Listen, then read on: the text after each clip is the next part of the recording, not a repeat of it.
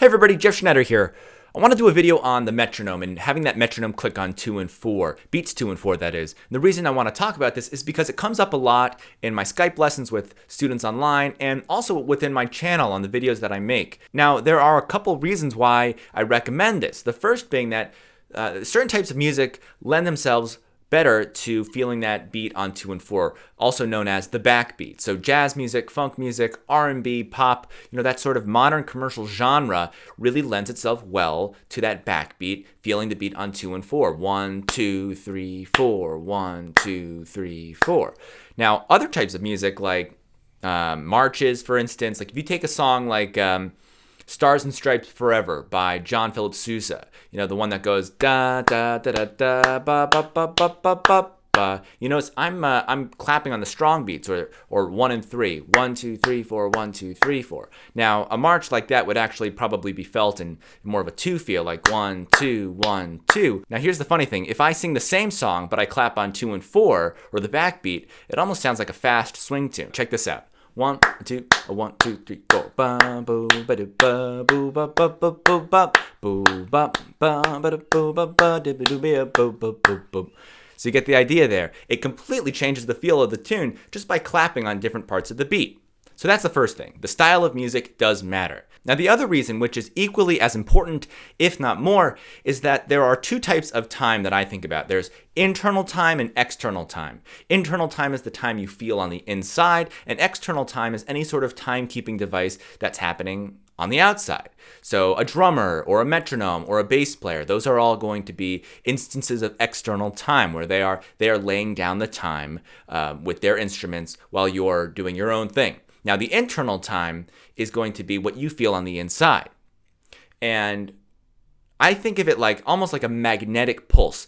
If you have a weak magnetic pulse, you're going to get pulled into whatever time the external time is playing. So if the drummer is playing something, you're going to kind of lean on the drummer for their time, or the bass player going to lean on the bass player for their time. And you're going to have that weak internal time because your magnet isn't strong enough. Now, if you have a really strong magnet, a really strong internal time, you're able to hold your own.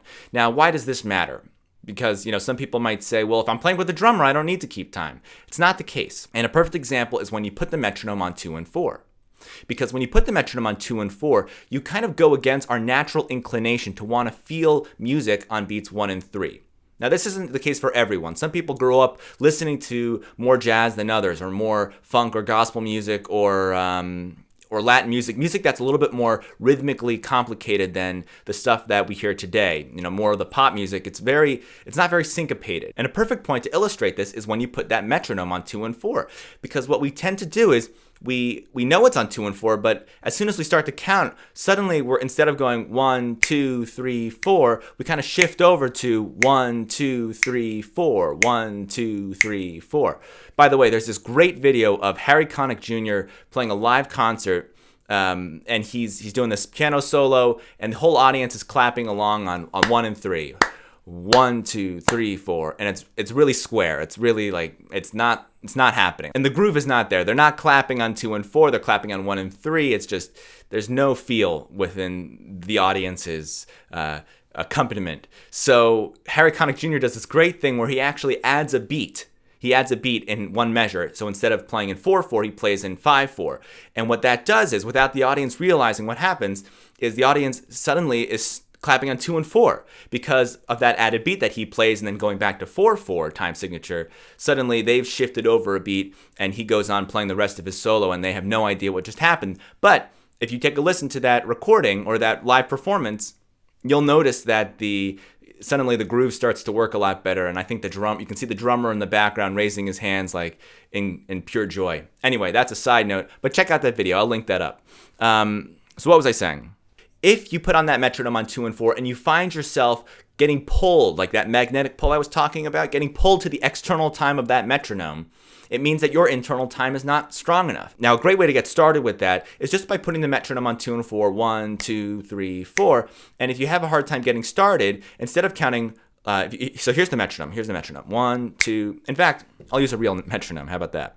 Now, I have a metronome app on my phone. There are plenty of free apps out there. You can even just Google metronome and find something online. But what you want to do is turn your metronome on so that all of the clicks or the beeps sound the same. You don't want to have sort of the higher, louder, accented pitch, which would usually indicate beat 1. You want to have all of them sound the same, like this. Now, there's a bunch of different ways we can think of this. We could go 1, 2, 3, 4, 1, 2, 3, 4. That would be 1 and 3. Or we could flip it around and go 1, 2, 3, 4, 1, 2, 3, 4. So if you have trouble getting started, what I would recommend doing is just start counting on 2 when you hear the click. That's a great way to, it's kind of like when you learn to ride a bike and somebody gives you a push to get you to start going. That's what this is like. So you go 2, 3, 4, 1, 2, 3, 4, 1, 2, 3, 4. Because one of the hardest things about getting started with this is just being comfortable with saying beat 1 without there being any sort of click. There's no confirmation, external confirmation of the fact that your 1 is, whether or not your 1 is in the right place. That's why it's easier to practice with the metronome on 1 and 3, because you have that confirmation that you are in the right place, that your 1 is also the metronome's 1. But if there is no click on beat 1, then you're on your own. And that's why it's a great way to strengthen your internal time.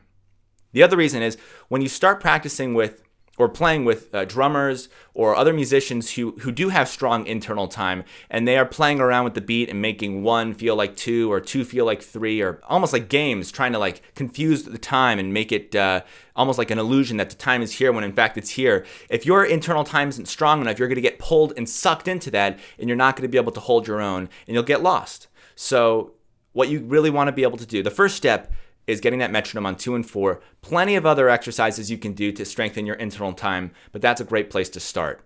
That's one of the best reasons I can give you for practicing with that metronome on 2 and 4. Doesn't mean you always have to do it, but if you can't do it, it's something you definitely need to be able to do. One other thing, some people talk about feeling the beat on 1 and 3, or tapping your foot on 1 and 3 as the tempo increases and gets really fast, like 1, 2, 3, 4, 1, 2, 3, 4, 1, 2, 3, 4, 1, 2, 3, 4. And that's certainly easier. It's a more comfortable way of feeling the time at that tempo. But the thing is, you still need to be able to do it on 2 and 4. One of the main secrets to having a good time feel is to be able to have a solid sense of all the different subdivisions, all the different beats, no matter what the tempo. Because, yeah, maybe it's easier to go 1, 2, 3, 4, 1, 2, 3, 4. But the drummer's still doing his hi-hat or her hi-hat on 2 and 4. If they have to do it, you have to do it. Because at the end of the day, we're all going to be drummers on the inside. Just like we're all going to be pianists or guitarists on the inside. We all need to be able to hear the chords, even though we're not outlining them all with every note that we play. And I'm talking specifically to saxophonists and trumpeters and people who are playing single note instruments who aren't playing chords right now. And I'm getting off topic, I know. So I'm going to wrap it up there. But hopefully this makes sense to you guys. If you have any opinions or questions or comments that go along with this topic, feel free to leave them below. I'd love to hear what you guys have to say. But thank you for watching, and I'll see you in the next video.